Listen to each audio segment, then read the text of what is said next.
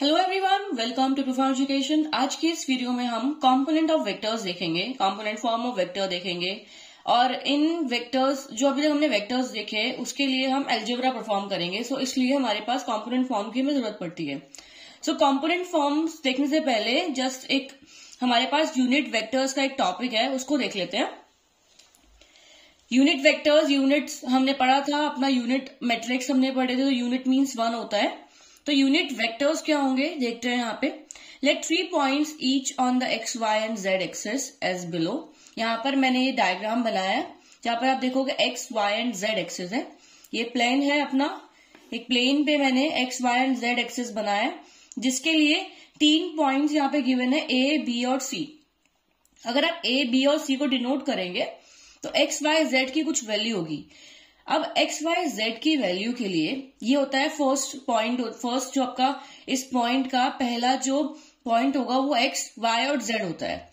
तो एक्स यहाँ पर, अब ये जो पॉइंट है ए, ये एक्स पर डिनोट किया है हमने, मतलब ये एक्स पर लाई करता है। एक्स पर है, ये एक्स पर है तो बाकी की वैल्यू जो होगी वो 0 होगी वाई और जेड की, सेम एज इट इज। लेकिन जो हमारे पास यूनिट वेक्टर्स का टॉपिक है तो जो ए की वैल्यू पॉइंट ए पॉइंट पर है वो 1 है मेरा। सेम एज इट इज मेरा बी और सी पॉइंट होगा X Y Z, Y axis पर है तो मेरे पास वाई की वैल्यू 1 होगी, बाकी की value 0 0। Same as it is C के लिए, सी पॉइंट है मेरा, एक्स वाई 0 0 होगा, जेड पे मेरी वैल्यू 1 होगी। ठीक है, तो ये जो पॉइंट्स है मेरे पास ये इस तरीके से इन एक्सिस पर है, यहां पर मैंने जैसे मेंशन किया है। तो हम ये कह रहे हैं कि इन पॉइंट्स के जो मैग्नीट्यूड होगा ओ ए वेक्टर, ओ बी वेक्टर और ओ सी वेक्टर वो 1 होगा, क्योंकि जो मेरा पॉइंट है उनकी वैल्यू 1 1 1 है एक्स वाई और जेड एक्सिस पे गिवन पॉइंट्स के लिए। तो इस केस में हमारे पास जब हम इसका मैग्नीट्यूड निकालेंगे तो एक्स स्क्वायर किया प्लस वाई स्क्वायर किया प्लस जेड स्क्वायर किया, जैसे हम मैग्नीट्यूड फाइंड आउट करते आए हैं अभी तक, तो मेरे पास आएगा 1। तो तीनों के लिए, तीनों वेक्टर्स के लिए जो वैल्यू होगी वो 1 होगी।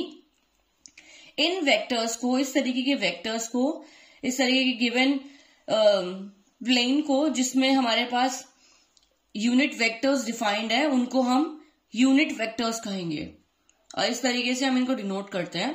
These vectors OA, OB and OC, OA, OB and OC, each having magnitude 1, are the unit vectors along the axis। और axis क्या है, आप या तो उसको आप x, y, z axis कह लीजिए या फिर O x axis, O y, O z respectively।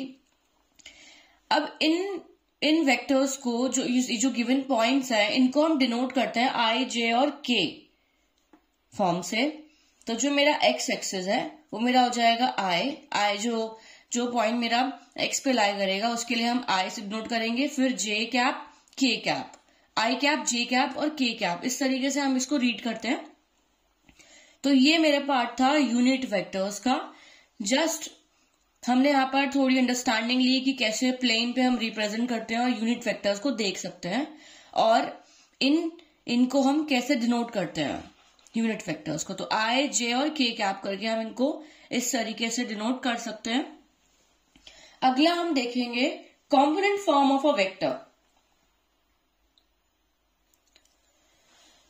Component form, जैसे कि मैंने बताया कि हम अलजेब्रा ऑपरेशंस परफॉर्म करेंगे वेक्टर्स के बीच में, तो इसलिए हम कंपोनेंट फॉर्म यहाँ पर देखने वाले हैं और इसलिए हमें कंपोनेंट फॉर्म की जरूरत पड़ती है। तो उसको देखने से पहले हमने यूनिट वेक्टर्स का टॉपिक देखा। यूनिट वेक्टर्स सिर्फ अपना आई, जे, के कैप एंड देन हम उसको किस तरीके से डिनोट करते हैं, और ओ ए, ओ बी और ओ सी जो मेरा आया था वो 1 होगा उनका मैग्नीट्यूड, तो उनको हम यूनिट वेक्टर्स कहेंगे। अब ये जो कंपोनेंट फॉर्म है, बेसिकली हम चाहे डायरेक्टली कंपोनेंट फॉर्म भी देख सकते हैं, लेकिन हम यहाँ पर इसको हम कैसे प्लेन पे देख रहे हैं और किस तरीके से हमने क्या जो हमारे पास लॉज हैं, जो हमने अभी तक लॉज पढ़े, triangle law of vector addition और फर्दर जो भी हमने पढ़े थे लॉज, तो उनका यूज करके हम कंपोनेंट फॉर्म बनाएंगे। तो बेसिकली हम डिराइव करेंगे यहाँ पे। तो ये सब चीजें जरूरी इसलिए क्योंकि हमारा माइंड थोड़ा इस डायरेक्शन में सोचने लगता है और फर्दर अगर ऐसे कोई प्रूव वाले क्वेश्चंस आते हैं तो हम उनको सॉल्व कर सकते हैं, जैसा कि हमने अपने पुरानी वीडियोस में देखे जिसमें प्रूव वाले क्वेश्चंस थे जो हमने एक एक डायग्राम के साथ समझा था। तो इसी तरीके से सिर्फ कंपोनेंट फॉर्म हम यहाँ पर वेक्टर की देखने वाले हैं कि कैसे वो दिखती है। तो उसके लिए यहाँ पर मैंने कंसिडर किया एक point P x y z points के साथ। तो मेरे पास x y और z की कोई वैल्यू होगी, तो वो पॉइंट P इस प्लेन पे यहां पर है। अगर आप देखोगे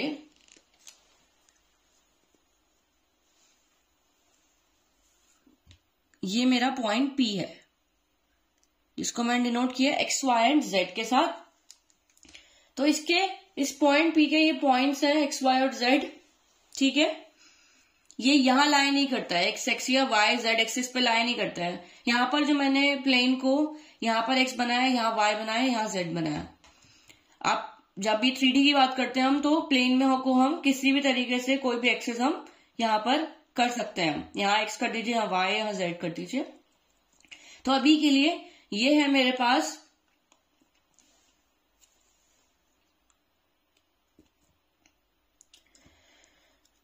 पॉइंट P। पॉइंट P में अब यहां पर एक तो ये ओरिजिन हो गया, ओरिजिन से मेरा एक तो ये R वेक्टर है जिसको हम पोजीशन वेक्टर करते हैं। इस पोजीशन वेक्टर से x, y और z की वैल्यू देखेंगे हम। तो पोजीशन वेक्टर P के लिए जो मेरा OY है एंड मेरा मतलब ये पॉइंट P से हम देख रहे हैं डिस्टेंस कि वो कहां तक जा रहा है, OS तक जा रहा है। And same as it is मेरा ये OR तक जा रहा है एंड ये मेरा OQ तक जा रहा है। इस पॉइंट P के लिए डिस्टेंस जो है, अगर हम इधर जा रहे हैं तो x एक्सिस से, तो यहां से जाने में मेरा डिस्टेंस यहां गया, तो ये मेरा डिस्टेंस हुआ इसके लिए। फिर हम ऊपर जाएंगे तो हम अब z एक्सिस की तरफ जा रहे हैं। तो ये हम पूरे प्लेन में जा रहे हैं, तो हम 3D डिजाइन में इसको इस तरीके से दिखाएंगे कि मेरा ये एक इस तरीके से जा रहा है जिसमें x, y और z तीनों के लिए वैल्यूज वेरी करेंगी। अब इसके लिए ये हो गया अपना R वेक्टर ओरिजिन से मेरा P पॉइंट तक R पोजीशन वेक्टर हो गया मेरा। इसके लिए अब हम यहां पर लिख रहे हैं कि let P1 be the foot of perpendicular from point P on the plane x to y। अब यहां पे आप देखोगे तो जो ये मेरा जो प्लेन है, आप अपने दीवार का एक कोना भी देख सकते हैं। जैसे आप अभी बिल्डिंग में हैं तो बिल्डिंग में आपका जो ये चारों कोने होते हैं, इन चारों कॉर्नर्स में से आप एक कॉर्नर ले लीजिए। एक तो जा रहा है ऊपर, एक जा रहा है नीचे एंड एक लेफ्ट एंड राइट। तो ये पूरा एक प्लेन है। तो पूरे प्लेन में समझने के लिए एक्स, वाई, जेड, हम नीचे की तरफ नहीं जाएंगे क्योंकि वो नेगेटिव एक्स एक्सेस हो जाएगा। इसको ऊपर देखेंगे, इधर एंड इधर। तो इस केस में मेरे पास P की वैल्यू है पॉजिटिव डायरेक्शन में। तो पॉजिटिव डायरेक्शन में मेरे पास P1 एक फुट ऑफ परपेंडिकुलर है। कैसे? ये XOY या XY प्लेन कह लीजिए। ये एक मेरा एक XY प्लेन है, इतना। ये मेरा YZ प्लेन है। तो हम XOY प्लेन की बात कर रहे हैं। इस पर ये परपेंडिकुलर है, ठीक है। फ्रॉम पॉइंट P से परपेंडिकुलर पता है 90 डिग्री एंगल बना रहा है ये। तो पॉइंट P1 से सिंस हम यहाँ पे कह रहे हैं since I cap, J cap and K cap are unit vectors along X, Y and Z axes. तो इस केस में हम इनको रिप्रेजेंट कर सकते हैं ऐसे, क्योंकि हमने देखा था कि जो यहाँ पर वैल्यू होगी X एक्सिस पे अगर कोई पॉइंट होगा तो मेरी उसको हम X I कैप कहते हैं, कह देंगे तो वैल्यू के साथ, और ये हो जाएगा Y एक्सिस पे Y J कैप और Z K कैप। तो जब मेरा ये आया तो इस केस में हमने यहां पर इसको मेंशन किया, यहां पर अभी प्लेन पे। अब इस पॉइंट पर देखिए, इस पॉइंट के लिए देखिए, ये हमने एक्स वाई जेड के लिए देख लिया कि ये मेरे अपने यूनिट वेक्टर्स हो गए। By definition of coordinates of point P point के कोऑर्डिनेट्स अगर आप देखोगे तो P1 जो मेरा P1 है और जो मेरा P है, जो मेरा P1 है और जो मेरा P है OR, ये क्या है? ZK कैप है। हमने भी देखी थी वैल्यू वेक्टर्स की। तो x की वैल्यू कुछ भी हो सकती है, y की वैल्यू कुछ भी हो सकती है, z की वैल्यू कुछ भी हो सकती है। तो यहां पर जो OR है वो मेरा इसके इक्वल होगा P1 के। x y z ये वैल्यू पॉइंट्स की कुछ भी हो सकती है, वहां पर तो 1 थी, यहां पर कुछ भी हो सकती है, तो इसलिए हमने इसको x y z से साथ में अपने कंपोनेंट्स हमने लिखे हैं i कैप, j कैप और k कैप। तो फिर इस केस में क्या होगा, ये इसके इक्वल हो जाएगा। तो P1 मेरा क्या हो जाएगा, z k cap P12 P vector equal है OR वेक्टर के, तो वो हो जाएगा मेरा z k कैप। सेम ऐसे ही जो मेरा OS है, y j कैप, वो मेरा QP1 के इक्वल है OS। तो जो इसकी वैल्यू है y j कैप, वही सेम इसकी वैल्यू भी हो जाएगी y j cap, same as it is. जो मेरा OS है और मेरा SP1 हो जाएगा, या P1S कह लीजिए आप, OQ के इक्वल हो जाएगा वो। तो मेरी इस पॉइंट की वैल्यू आ जाएगी OP1 की एक वैल्यू आ जाएगी हमारे पास। वो क्या होगी, जो पॉइंट्स x y z है वो पॉइंट्स यहां पे हो जाएंगे OP1 के लिए x i cap, y j cap और z k कैप।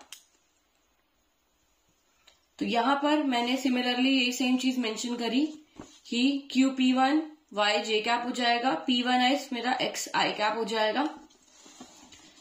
इसका यूज करके by the triangle law of vector addition OP1 क्या हो जाएगा, अगर आप OP1 देखोगे यहाँ पे, तो OP1 मेरा क्या है, ट्रायंगल लॉ अगर हम यहाँ पे अप्लाई करेंगे तो OQ प्लस QP1,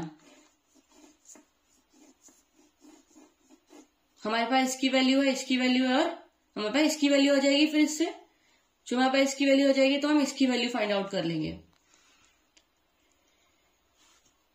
जो कि हमारा R वेक्टर है। तो उसकी हम एक कंपोनेंट फॉर्म फाइंड आउट कर लेंगे। तो यहां पर जो OP1 है वो क्या है, ट्रायंगल लॉ हम यहाँ पे अप्लाई करेंगे, तो हो जाएगा OQ प्लस QP1, जो कि क्या है x i cap plus y j cap. हमने बताया था अभी कि OS क्या है, इक्वल QP1 के। सो यहाँ पर जस्ट हम इसको डायरेक्टली यहाँ पे समझ लेते हैं कि OP1 आ गया मेरे पास, ये सेम एज इट इज फिर मेरा OP निकल जाएगा, जो कि क्या होता है OP1 प्लस P1P,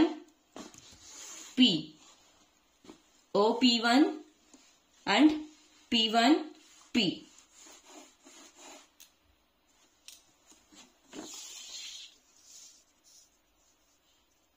तो इस केस में हमारे पास OP की एक कॉम्पोनेंट फॉर्म आ जाएगी, जो कि क्या है x i cap plus y j cap plus z k cap. तो इस तरीके से हमारे पास 3 पॉइंट्स आ गए।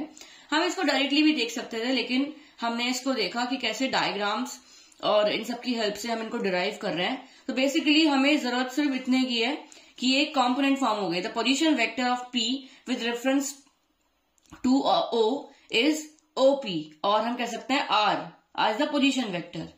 तो this is x i cap plus y j cap plus z k cap. यहां पर मैंने मेंशन किया है this is the component form of a vector, here x y and z are the scalar components of R vector. ये scalar components हैं और ये हो जाएंगे मेरे फिर vector components of R vector along the respective axis. तो ये मेरे पास इस तरीके से कंपोनेंट फॉर्म आ गई। यही सिर्फ एक कंपोनेंट फॉर्म थी जिसको हमने डिराइव किया यूनिट वेक्टर्स की हेल्प से, यूनिट वेक्टर्स के टॉपिक्स की हेल्प से, क्योंकि उससे हमें i j कैप और k कैप कंपोनेंट्स मिले। अब इसके बाद लेंथ ऑफ वेक्टर भी देख लेते हैं। जो हमने मैग्नीट्यूड फाइंड आउट किया था, तो मेरे पास लेंथ ऑफ द वेक्टर क्या हो जाएगी, r हम पोजीशन वेक्टर आर का मैग्नीट्यूड फाइंड आउट कर रहे हैं, तो हो जाएगा root X square plus Y square plus Z square. तो हमें ऑलरेडी पता ही है कि कैसे हम मैग्नीट्यूड फाइंड आउट करते हैं। इसको हम लेंथ ऑफ अ वेक्टर कहेंगे, जिसमें से हम आई, जे और के आपको हटा के एक्स, वाई और जेड जो पॉइंट्स होंगे उनको आपस में प्लस कर लेंगे, जो भी इनकी वैल्यू होगी एक्स, वाई, जेड की, प्लस करके एंड देन रूट में हमारे पास आ जाएगा लेंथ ऑफ अ वेक्टर। अब इसके बाद हम अलजेब्रा देखते हैं कि कैसे हम दो वेक्टर्स के बीच में अलजेब्रा ऑपरेशंस परफॉर्म करेंगे। इसके बाद जो अलजेब्रा ऑपरेशंस हम देखेंगे वो अपन नेक्स्ट वीडियो में देखेंगे। आज की इस वीडियो में इतना ही। Thank you.